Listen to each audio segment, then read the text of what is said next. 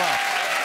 But let's see who else is in the green room this evening. We've got a great lineup for you. We have, waiting to come on, Ireland's finest, a terrific actor and a lovely man to spend time with, Mr. Jimmy Nesbitt. Next to him now, the hottest supermodel on the planet, Jordan Dunn, and star of Life's Too Short, Warwick Davis. Look at that, wow. Hey. Warwick, you see, this is an interesting thing when you come, because Warwick is so much bigger in real life than you think, isn't he? Jordan looks lovely. Jimmy, you look bigger in real life as well. Yeah, no, I'm just happy to be here. Yeah, he's a little Irish leprechaun down there. I'm such a massive fan of Warwick. OK, that's the packed show, ladies and gentlemen. It's a busy show. It's busier than a Cypriot cash point. That's how busy we're going to be. Let's get my first guest out. He's just begun a new series about his native Ireland. He is, I love spending time with this man, Mr. Jimmy Nesbitt, ladies and gentlemen.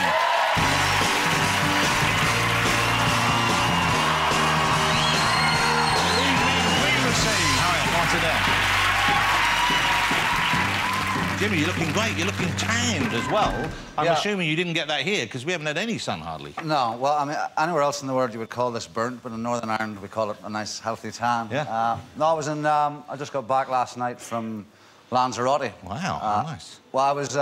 fancy. No, I was there. I was doing a bit of work for a few days, doing some commercials, and then my daughter, my eldest daughter, came out to join me for a few days. So how old is she now? Peggy is 15. Wow, so that must be nice to get a bit of daddy-daughter time. I guess that's not, you know... No, it's lovely. I mean, because, you know, she's... I've got two daughters. I call them private and public. You know, one of them goes to state school and the other one doesn't. And the one, of course, that... One that goes so hold on. What was this? This was just... one of them you liked, one of them you thought, you can look out for yourself. Because Peggy... Because the more you spend on education, of course, the less time they actually go to school. So she had a week off before the other one, so she came out to join me. No, and it was lovely, because, you know, she's at an age now where we mostly communicate by text. You know, she spends so much of her time on the phone, I mean, just texting constantly. All the time, mine, yeah. And when I first got her the phone, she got the phone when she went to big school, like her younger sister, because they spend more time away from you, just want to know where they are. And if I ever sort of said anything or to her on the phone or texted her something that kind of shocked or surprised or annoyed her, you know, she started off quite innocently kind of texting OMG. You know. OMG? Yeah. Oh, my God. Lol, laugh out loud. Yeah, yeah.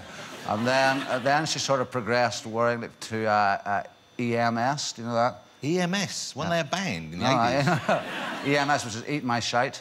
I haven't heard that one yet. Yeah, no, that's a good one. And then really upsettingly, I've started to get... I mean, her and her friend do this, Charlotte, but I got FML, which is... I know that. Yeah. My Flaming Life, mixed around. Yeah, my life. And not... the worst I got about a month or so ago, I think I was coming to the studios here to do an interview for something, and I'd heard that One Direction were going to be on the show, so I texted her and said, I think I'm going to meet 1D today. And the text I got back from my 15-year-old daughter, which she made up, was, "Are you tickling my little ball sack, James?" I think no, but I think that deserves... That's the benefit of the private education right there.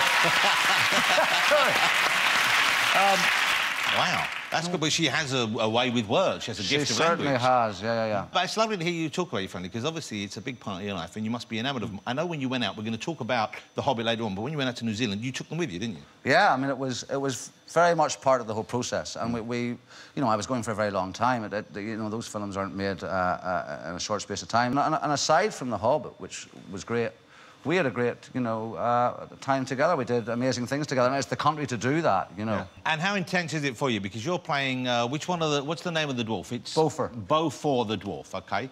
Beaufort the dwarf. And then there's Beaufort, the other ones there's... Well, there's Thorn, he's the leader. Thorn. There's Feely and Keely, they're the kind of the hot ones.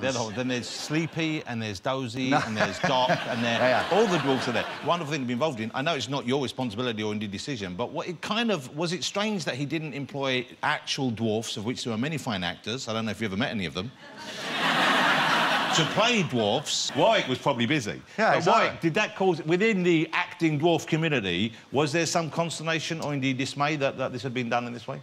Yeah, I think we were fairly sort of disappointed as a as a collective. I remember there was a story, actually, John Rhys-Davies got slightly paranoid about this whole thing, and he does a lot of talks at fan conventions, and he was concerned about, you know, taking roles from shorter actors, and I always wanted to team up with a few of my mates in balaclavas and storm the stage at one of these events, just to kind of worry him a bit. Well, of course, I come from the place that could have helped you with that.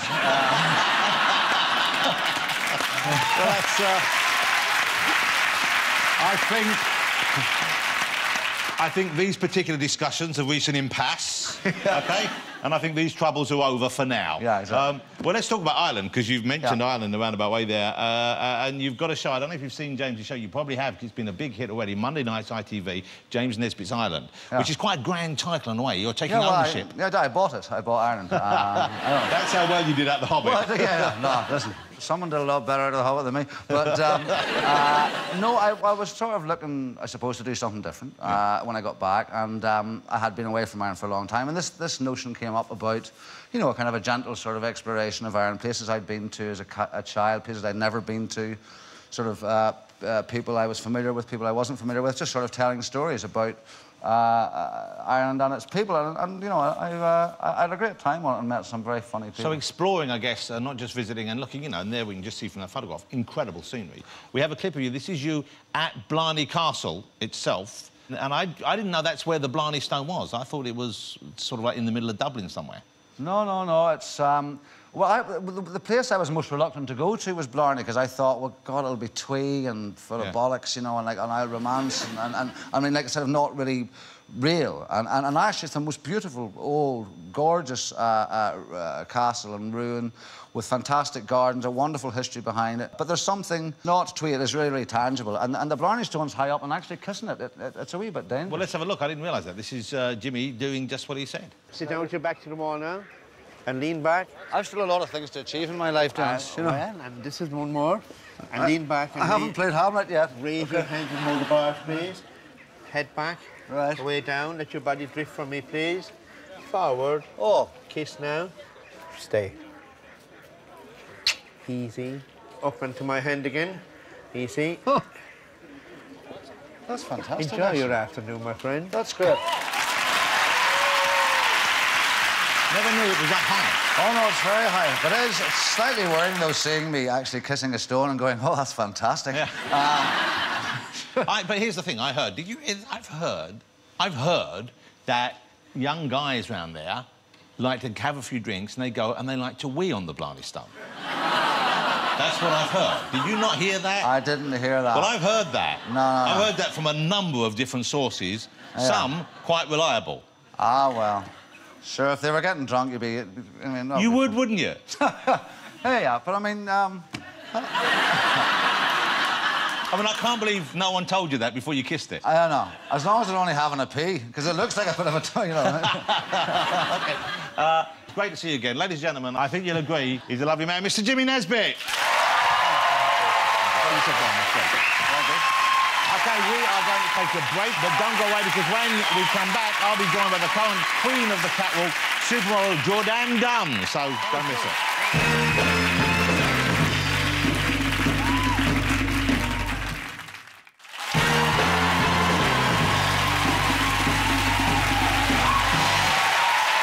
Sorry. I was eating my chocolate face. Welcome back, ladies and gentlemen. OK, this week I read about a big new international crime that's occurring as we speak, and it's a real concern for people, customs officials all over the world. People are trying to smuggle dinosaurs, OK? It's the trade in dinosaur remains, and they're smuggling them from one part of the world to another. It's a big business now. The smugglers will stop at nothing. They even disguise them as toys. Here's a Barney the dinosaur, which was seized at Heathrow, and as you can see... They've been smuggling the bones of all kinds of dinosaurs. A brontosaurus, stegosaurus. I hope they're not smuggling dinosaurs the same way they smuggle drugs, or they'll end up with a verosaurus. There you go. And Jim, I mean, I don't know if people notice, because apparently they give it to people and ask them, they'll take stuff through customs for them. Jimmy, you travel a lot. I know you just came back. No one asked you to bring anything suspicious back, did they? No, not really. I mean, I've just come back from Lanzarote, but although someone... a dodgy guy did... asked me to bring these slippers back, but I mean, apart from that, nothing really at all. I mean, I just came back as normal, you know?